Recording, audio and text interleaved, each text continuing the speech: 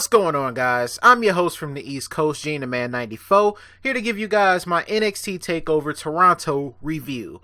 Now, we'll talk about that main event last, but the WWE and NXT, they just swerved the hell out of everybody. Everybody got swerved. Everybody got swerved. That's all I'm going to say for it right now, but let's get right into the show, because this show was excellent. I loved every single match on this card. Everybody showed up and gave whatever they had. They put on a hell of a performance, and they put on a hell of a takeover. So let's get right into it. So the first match we had was the glorious one, Bobby Roode versus the Perfect 10, Ty Dillinger. Now, what I want to say about this match is a star was made. Now, Bobby Roode's already a star. We know this. They're going to continue to build him up even more, but we already know Bobby Roode's a star. I want to talk about Ty Dillinger, because this match was his best match in NXT.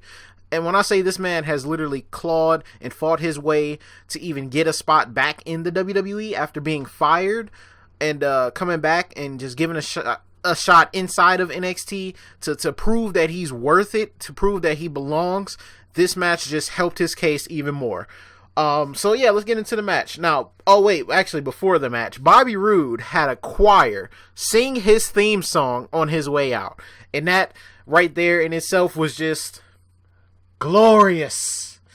But yeah, this match was personal. No two ways about it. It all stemmed from the Rhodes Tag Team Classic tournament, where Roode and Ty Dillinger were tag team partners. Bobby Roode asked him to be his partner, said he needed him. He needed the perfect 10. And when they faced off in their first round match against Sanity completely destroyed Ty Dillinger, and Bobby Roode ain't want no parts. He didn't want no parts of Sanity. He got the heck up out of there and left him out to die.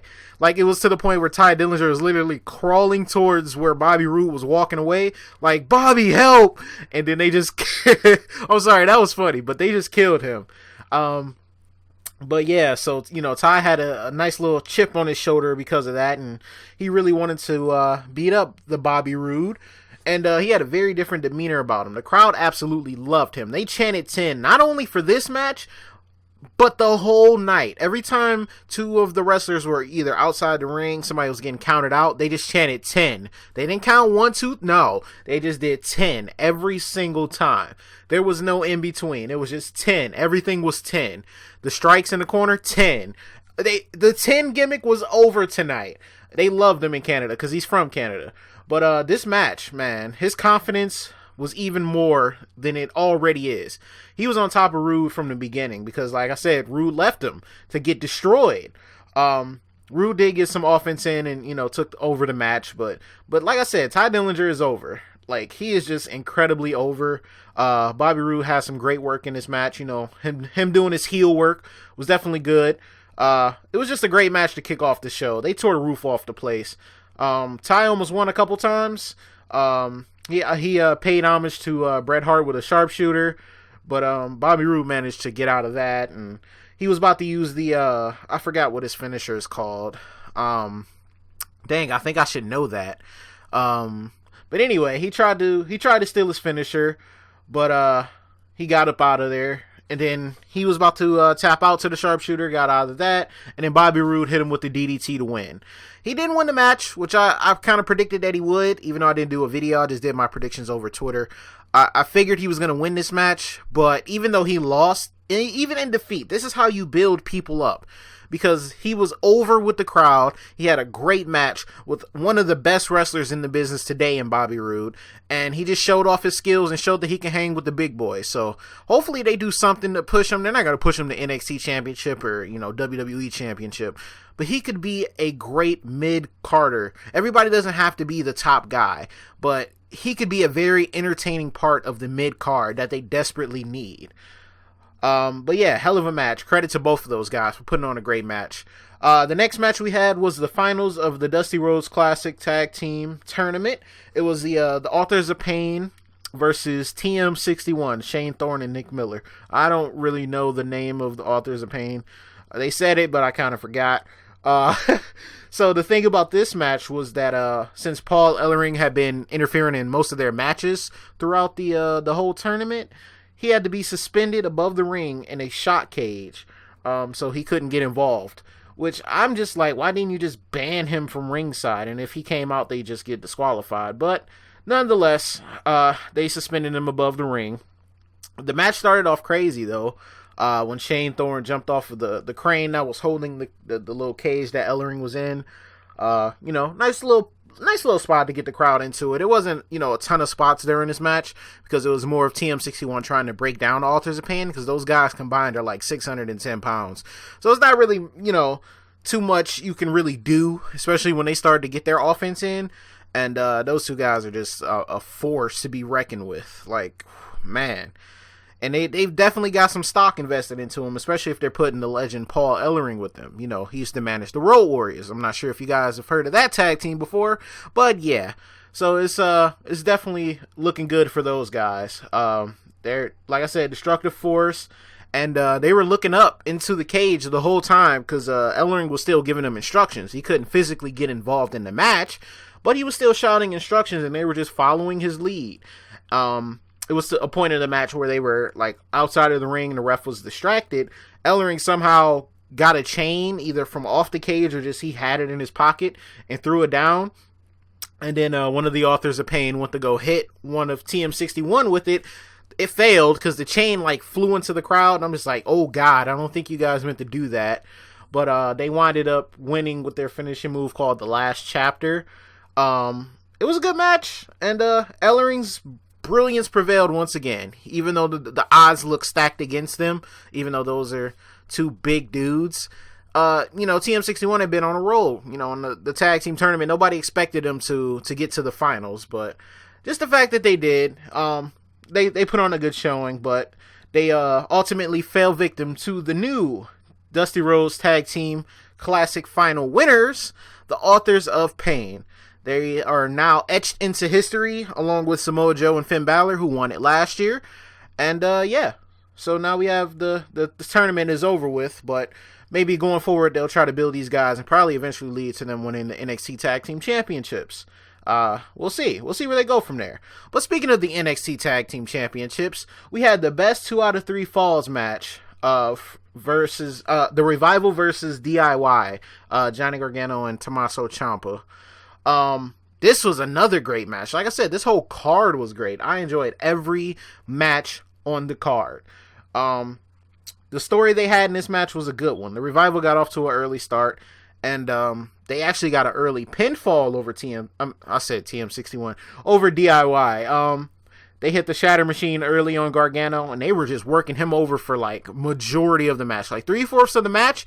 He couldn't get to the corner to tag in Tommaso Ciampa. It was a mission. It was literally a mission. They were working him over that much to the point where the crowd was just itching for the hot tag.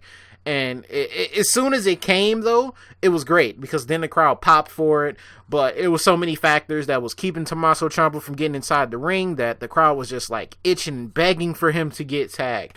And then he finally did. They started having a more competitive type of match after that because it seemed like it was all Revival. They already had the first pinfall. They just needed one more, and they had the advantage. They took out the energy from the crowd early on, and it looked like they were just going to clean sweep these guys. The crowd did erupt when Ciampa got in. More competitive matchup, and they all started fighting and just getting their stuff in.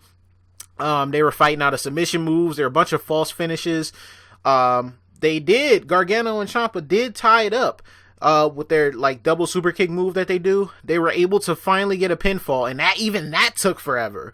It seemed like it was like they had to kill these guys to get a pinfall off of them. So they finally did get a pinfall, and then that last pinfall was just one of the hardest to get from either team. Every single pinfall and submission was just so close. Dawson got caught for using his tights for a roll-up. Dash hit Gargano on the other leg to take him out, and you thought that maybe the Revival were going to just retain their titles. They were doing literally everything. They were saving each other every single time. It was so back and forth that it could have went to either one of them.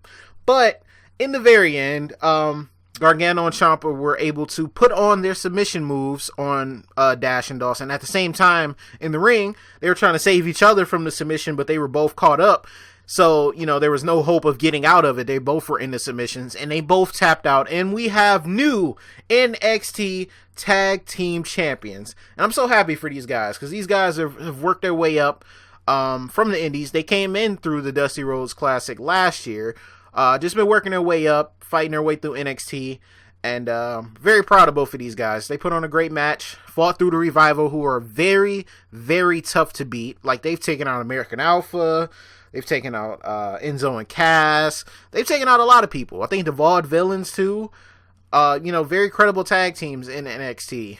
I can't say that much about them now, because now they're ruined on the main roster. But anyway, I'm thinking the Revival are going up to the main roster pretty soon. So we'll see what happens. I know they're going to get their rematch, but this could have been their ticket to go up to the main roster. I hope to see them up there, because they've pretty much done everything they needed to do in NXT. There's not really much more they needed to do, but it was a good match, great match. And it went on for a while too, because 2 out of 3 falls, but I enjoyed every second. So after that, we had the NXT Women's Championship match, Asuka versus the returning Mickie James. Man, just Mickie James, 5-time Women's Champion, 1-time Divas Champion. Returning to the WWE for the first time in, I don't think it's about 7-8 years? It's been a long time. It's been a very long time. And, she's been wrestling on the indies. She went to TNA. She's been keeping herself busy. So it's not like she lost a step in the ring or anything. But it was just, people remembering who she was and remembering how dangerous she was. Because she was, Asuka's like more elevated than what she was back in the day, but for her time, Mickie James was a very destructive force in that women's division that maybe wasn't taken too seriously, but she was still very destructive. She was a great champion when she was, and she took out Trish Stratus, one of her greatest foes. So everybody should know who Mickie James is if you've been watching wrestling for a long time. And they put on another great match here. People must have forgot that Mickie James was crazy. She's crazy, and so is Asuka, but Asuka is just a straight-up savage. So, they started going blow for blow, but knowing Asuka, her hits hit harder than any woman I've ever seen before. She completely took over the match. She was killing Mickie James, and Mickie James was doing a good job selling for her. I got to give her credit for that. It was one point she had her in an ankle lock outside of the ring, but hit her with a German suplex. It was like a standing ankle lock, and she just suplexed her, and Mickie landed on her neck. But she did a great job in this match too. It was just, it's not the fact that she hasn't wrestled in a while, because she has. It was just the fact of her getting back into the WWE atmosphere, because you don't get that type of crowd in TNA and on the indie scene. You get nice crowds, but you don't get a crowd like that crowd. But yeah, so she didn't give up though. She didn't give up. Asuka was throwing everything she had at her. Mickie was throwing everything she had at Asuka. They're both crazy enough to keep asking for more hits too. Mickie got a little comfortable later on in the match. She got a little settled in with Asuka and started getting her stuff in. Her Muda lock, and I think she even hit the mid kick. But Asuka, there's only so much you can do to her before she starts begging for even more hits and, pretty much becoming more relentless, and then it's over for you. Asuka just wiped away everything she was doing earlier in the match, and she got her in the crossface chicken wing, which Mickie tried to fight out of and counter and hit her with pins and everything, but Asuka wasn't letting go. She did not let go, got her in the crossface chicken wing and made her tap out. Even though she tapped out pretty quick, she probably should have sold that for a little bit longer, but that's alright. It was a good match against a future, in my opinion, future Hall of Famer in the WWE. Very important title defense. Nobody was completely ready to face Asuka, so this was a great matchup for her. And Mickie James did well, very well. Very proud of her. Very proud of Asuka. And after the match, I loved it even more because Mickie was trying to give her respect. Hey, you beat me fair and square. Let me shake your hand. And Asuka looked at her hand and just raised the NXT Women's Championship and walked away from her. Just straight disrespect. And I loved it because nothing else mattered but the NXT Women's title to Asuka, and she refused to shake her hand because she's the champion. Why should I shake your hand? You didn't beat me. So, I don't know. Asuka's kind of like that tweener-ish. She's kind of heel, but kind of face because the crowd loves her. The crowd had, the little Asuka mask she comes out with. All in the front row, they had that, and she just soaked it all in. She drank it in, man. And it was just great. So let's get into the main event of the evening. Samoa Joe versus Shinsuke Nakamura for the NXT Championship. The swerve of the year. Everybody called Shinsuke Nakamura to win this match. Everybody thought Shinsuke Nakamura was going to win this match. Everybody thought Samoa Joe was going to be called up to the main roster after this match, and that was just going to be it for him. But boy, did we get the complete opposite. Let's get into this match. This match started off physical. These guys don't like each other. Joe's been on the hunt for his title ever since he lost it at the last takeover, and he's been cleared to wrestle. So, you know, he attacked Shinsuke on NXT after he got his rematch confirmed. He attacked him, did the little slam he does. He slammed him on the steps. Shinsuke got carried away on the stretcher and all of that good stuff. So, you know, these guys have... they're not really two of the most friendliest towards each other, I should say. But they were trying to kill each other. They were throwing straight bows at each other. Joe was trying to make up from his mistakes from last time they faced off. He knows how Nakamura is now, even though it's nothing you can really, just like Asuka, you can know how they are, but it's nothing you can really do when they throwing them kicks at you and them elbows, them forearms. They hurt. Strong style. This was a straight strong style type match. And, you know, Nakamura's throwing his hard strikes, his hard knees.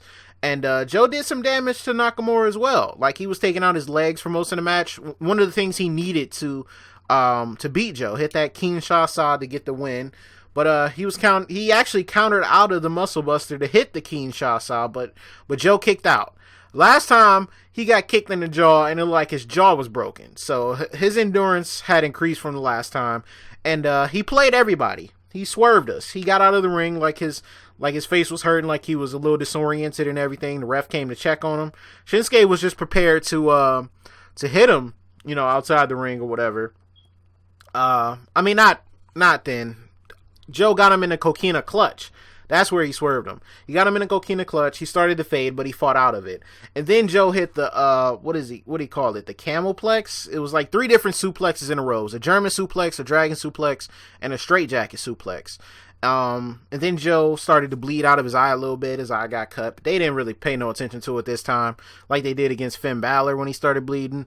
But then that's when he got out of the ring. And Nakamura was setting up to hit him outside of the ring while the ref was checking on him. He ran at him. Joe kicked him in the balls when the ref wasn't looking, because it happened so quickly. Slammed him on the steel stairs the same way he did on NXT a few weeks back. And then he took the title away from Shinsuke after he hit a muscle buster in the ring. He hit him with the muscle buster and got the 3 count. The crowd went silent. I hadn't heard the crowd go that silent since Brock beat Undertaker at WrestleMania 30. That crowd was completely stunned. They did not think that Joe was going to take his title back. I did not think Joe was going to take his title back. I'm pretty sure 99% of wrestling fans didn't think that Samoa Joe was going to take that title back from Shinsuke. But Shinsuke got his first loss in the WWE. And Samoa Joe's your new NXT champion. The first 2-time NXT champion in history. And wow. Crazy match. Crazy, incredible match. They killed each other. They did what they said they were going to do, except Joe was able to do a little bit more and was able to grab the title away from Shinsuke. So we'll see where this rivalry continues to go from here, because they got to have another match, I'm sure. We'll see if Joe retains the championship or if Shinsuke takes it back. I don't know. The direction's completely gone now. Maybe they didn't have anybody for Shinsuke if they called up Joe right now, so maybe that's the reason why he took the title away from him. But we'll see. I'm very excited. I love this rivalry, though. I'm not complaining at all. I'm happy for Samoa Joe. Happy he's a 2-time NXT champion. And happy to see where this rivalry goes after that. And, yeah, just a great way to cap off a good NXT special. So, let me know what you guys thought of the NXT special. Did you guys enjoy it? Was it one of the best ones you've seen? This was definitely one of the best ones I've seen. So, no complaints from me. I'll give it an A-. I'll give it an A-. It was that great of a show to me. Let me know down in the comment section what was your favorite match or your favorite part of the show. Were you guys surprised that Samoa Joe beat Shinsuke Nakamura like I was? And slap a like on the video if you guys enjoyed. If you guys are new, go ahead and subscribe. I'll be bringing you more content, including tomorrow. Survivor Series is tomorrow, so I'll definitely be reviewing that. WWE got some work to do if they want to top this NXT show. And I'll talk to you guys later on. Thank you guys for watching. Peace.